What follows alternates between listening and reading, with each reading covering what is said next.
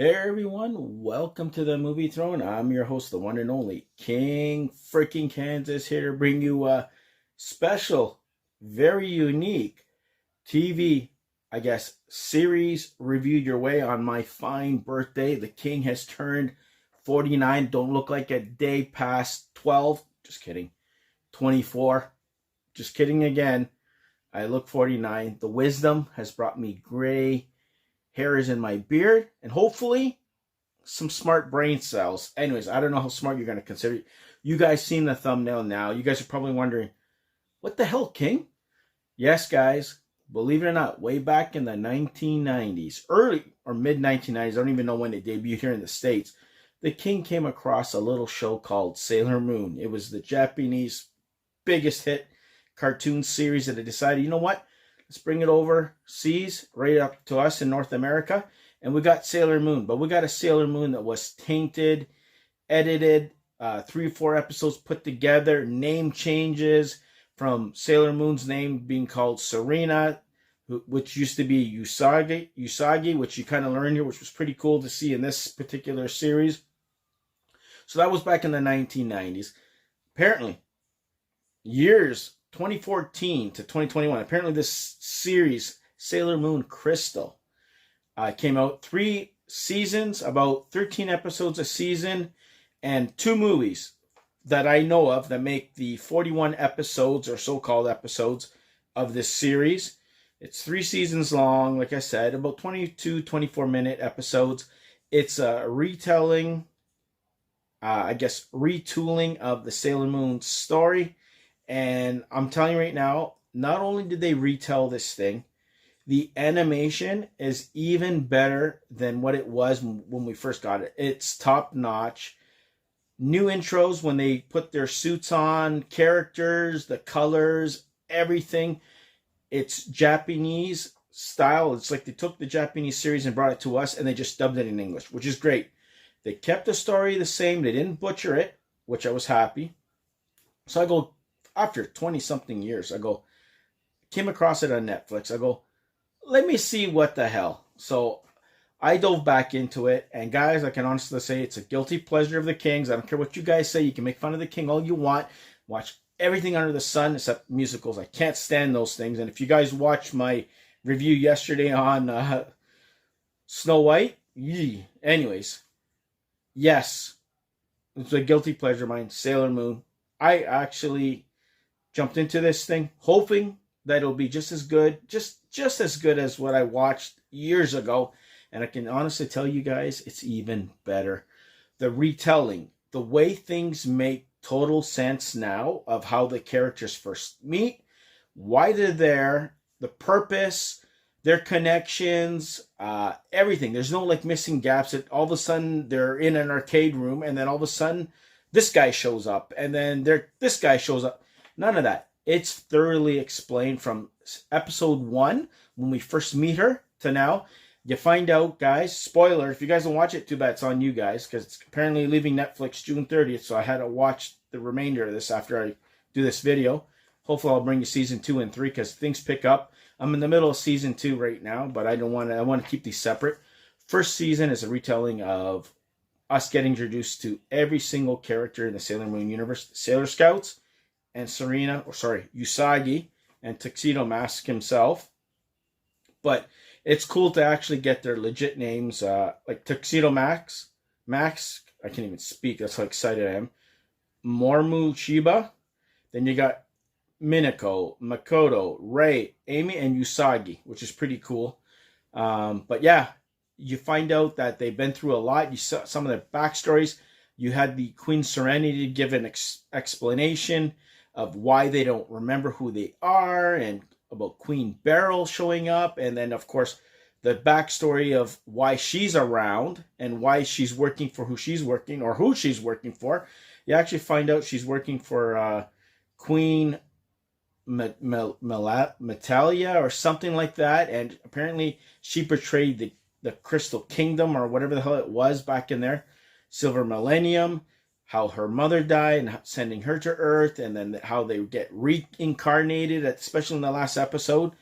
You find out that they had died in a previous life and they were reborn in the bodies of these people or something like that. So it was like a vicious cycle. I'm going on and on, guys, but it's not confusing.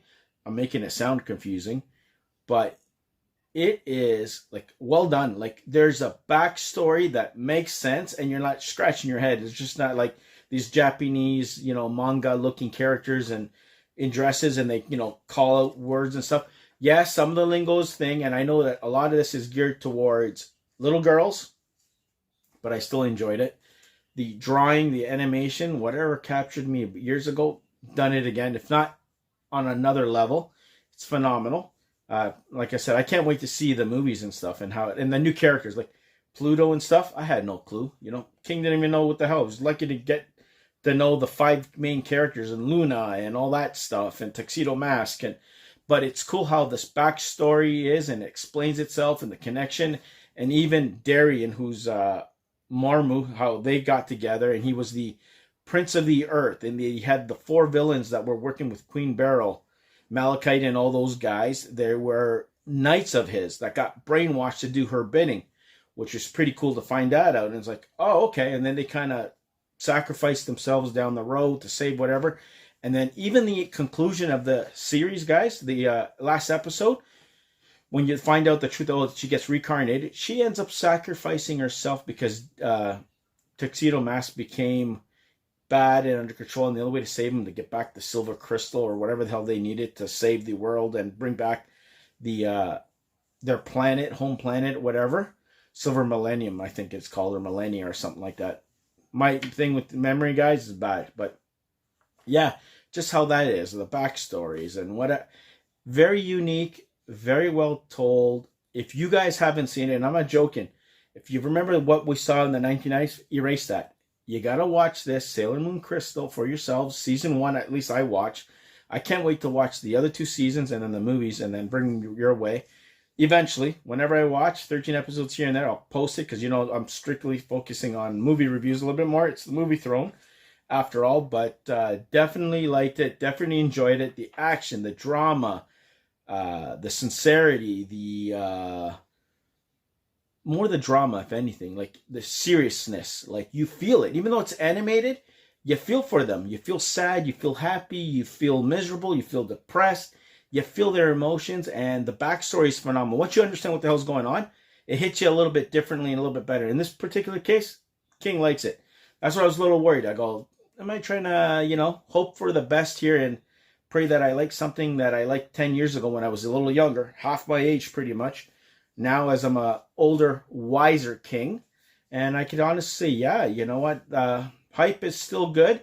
I honestly hope, and this is me talking, this is funny, make a live action film. I think the demand's still there. It's only been 4 or 5 years that what I've been watching has stopped. I don't know if there's anything more. I have no clue, but it's a shame that we haven't seen a live action film on this. And don't change any of the actors. Don't make them any other nationalities. Keep them how they're supposed to be. Their character traits and stuff. And I think it'll still be doing well.